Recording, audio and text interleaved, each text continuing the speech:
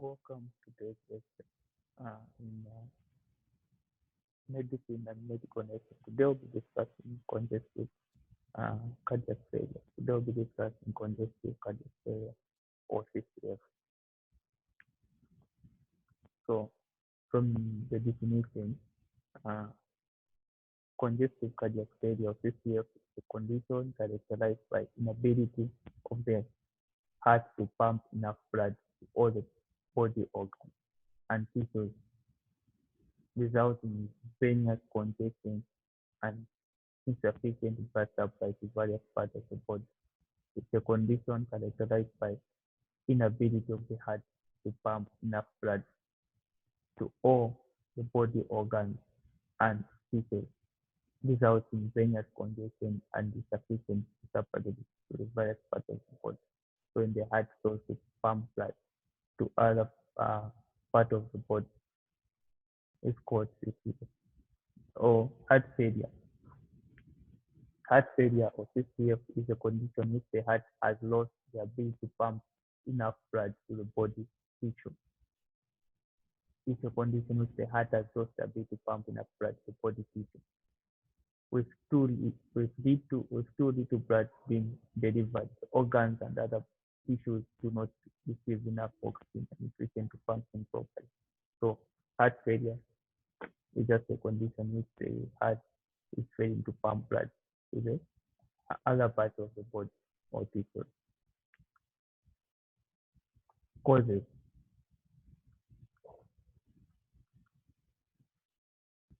So causes, the most common cause of heart failure are coronary artery diseases. Coronary artery diseases is a major cause of heart failure, and also high blood pressure. High blood pressure is cause of heart failure. The other structural and functional cause of heart failure include cardiomyopathy. Cardiomyopathy is also congenital heart disease. Congenital heart disease. There's also heart valve disease. Heart valve disease. Heart tumors. Heart tumors. Myocarditis. Metabolic disorders like diabetes.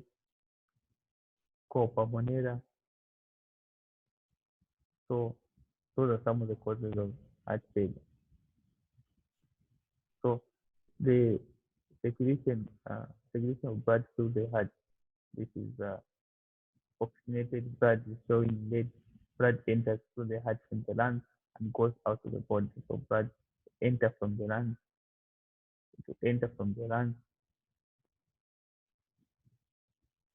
and go out of the body. So oxygen poor blood. So this is the heart. In a bit of the heart to pump enough blood to the rest of the body is what we are discussing today, heart failure or CCF. By now, I think you know the anatomy of the heart. So this is the anatomy of the heart.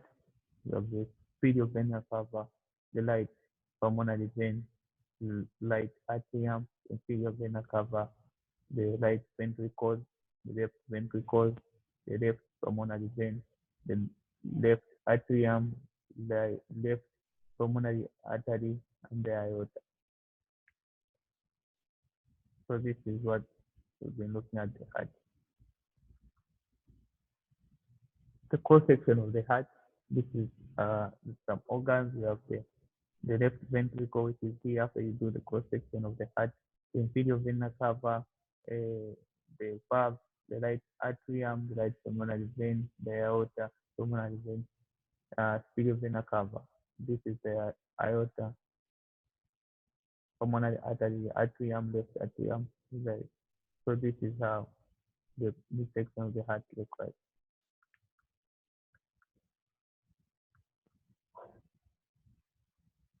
So the pathophysiology of CCF or heart failure. The failure of the heart to pump blood out of the heart sufficient to all body parts will result in congestion in the ventricle. The failure of the heart to pump in blood to all the body parts, it will result into congestion in the ventricles. This will lead to backflow into the atrium because blood is not going out of the heart. So there will be congestion in the ventricles. It will lead to backflow to the atrium, resulting to congestion into the veins because blood is not going out to the body, but so there will be congestion in the veins. From the left ventricle, from the left ventricle, there will be pulmonary congestion that will lead to cough, dyspnea, and pulmonary edema. As a result, because the heart is not pumping blood, so blood is congestion in the ventricles and the atrium. Because of that congestion, there will be cough, there will be also dyspnea, and also there will be pulmonary edema. On the right side of the heart, there will be congestion in the vein. This will account for distended jugular vein. So if we say right side heart failure is going to present with distended jugular vein. So if a patient has distended jugular vein, it's a sign that the right side which is affected. The left side is to show cough, dyspnea, and pulmonary edema. There will be increase in venous congestion that will result in seepage of fluid into the intravascular, into the extravascular, causing edema. So in the right side failure, the right side failure discovered is distended jugular vein, and also there will be edema because fluids are going to seep from the intravascular, which means from the blood vessels, to go now into the extravascular system, causing edema. The reduced cardiac output will lead to reduced renal blood flow because blood is not going, not being pumped, so it's going to lead to the reduced renal blood flow. So resistant to reduce glomerular filtration rate, which will lead to the disease of Lenny because blood is not going to the renal system. It will lead to disease of Lenny. Lenny will convert angiotensinogen to angiotensin 1. Angiotensin 1 will be converted to angiotensin 2 with the help of angiotensin converting enzyme. A dose will be released and also will be released. The activation of renin-angiotensin vandosterase system will result in two effects: vasoconstriction, and so retention of salt and water, retention and further to contribute to waste of edema.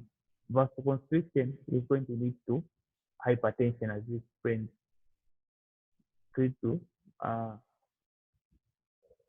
hypertension. So some of the common signs and symptoms of CCF is cough. So cough will be there, as we mentioned, in the left side heart failure, that there will be cough because blood is not being pumped from the left side. So there will be edema. There will be congestion in the atrium and also the left ventricle. So that will lead to coughing. So cough due to pulmonary edema. There is a decrease in alertness or concentration due to cerebral edema because blood is not, there is edema of the cerebrum, so it's going to lead to source of concentration.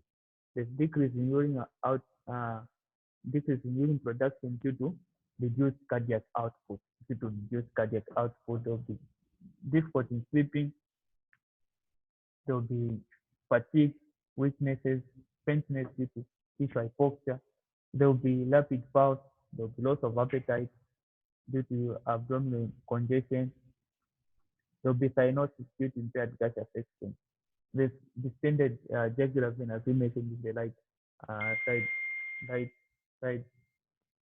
side heart failure. We mentioned the jugular distension, so there's distension of the jugular because it's affected. So due to venous congestion, there's noturia due to fluid retention. Sensation or feeling of the heartbeat, shortness of breath. So after lying down for a while due to pulmonary congestion, there's ascites due to fluid retention. We mentioned that fluid from the right side failure, fluid moves from the intravascular to the extravascular system. So blood will move from the blood vessels to the extravascular system. So there will be edema. So it will lead to ascites, generalized edema. Edema of the feet due to fluid retention, weight gain due to edema, also pneumonia due to pulmonary congestion. So the patient will be having difficulties to breathe while reclining. There's mental confusion due to cerebral hypoxia. Diagnosis: clinical features such as dyspnea and distended jugular vein. So if you see a distended jugular vein, it's a sign that somebody has left right heart failure, or if you see dyspnea, it can be an indication. History will show you predisposing long-standing such as hypertension. Also, we are going to ECG will show that the echocardiogram will show some abnormalities in the QT intervals. When you hear the heart sound, you discover that the heart is murmuring. Cardiac scan will show abnormalities of the heart. There can be cardiomyopathy, enlargement of the heart because it's struggling to pump blood. If you do a cardiac MRI, it will show problems with the heart structure. Do X-ray will show that the heart is enlarged. Treatment: complete bed rest. Also restrict sodium intake. Also you can give uh, the got the digoxin 0.25 milligrams per oral BD or CDS. You can also give furosemide or Lasix to remove excess fluid. You can give 40 to 80 milligrams BD. You can give also slow care, potassium sparing drugs. You can give slow care to replace lost potassium. You can treat associated factors like hypertension. You can also give oxygen if if necessary. Then nursing care aims to relieve dyspnea because dyspnea is one of the major signs in this condition. Also to improve tissue perfusion because the patient is not breathing properly. Improve cardiac output, reduce further strains on the heart, prevent complications, and lay anxiety.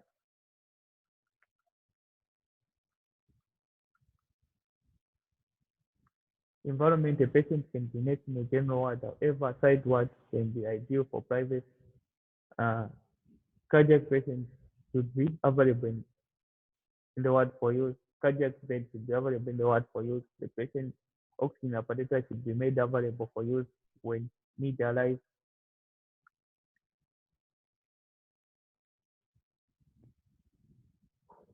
Position: the patient to be nursed in proper position in order to relieve dyspnea.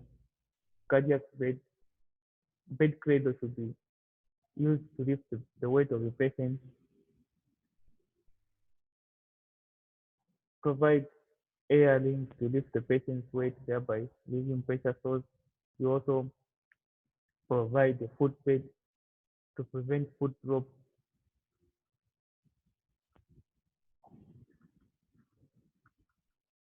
Observation: do vitals and BP to act as a baseline data in order to know if the condition is improving or not.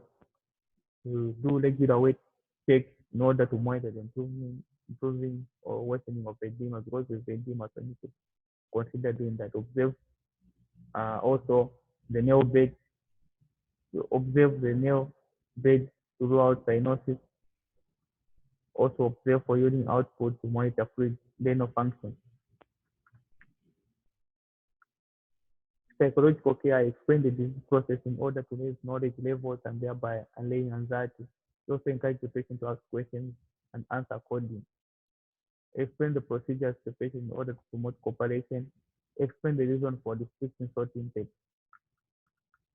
Nutrition: you offer salt-free diet to prevent further elevation of the BP. Also, you advise the patient to eat more fruits, vegetables, and fiber. In acute phase, do you do the bed bath to improve the condition. Hygiene: you do a bed bath to improve blood flow. Yeah. As the condition improves, we encourage the patient to take part in the care. Also, you can do hair care to promote self-esteem and also prevent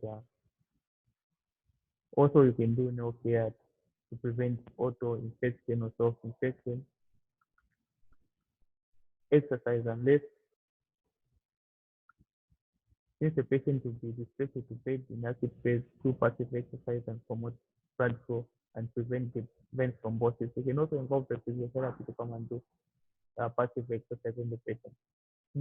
In condition to improve mild exercise, we encourage to promote muscle tone. Elimination, you provide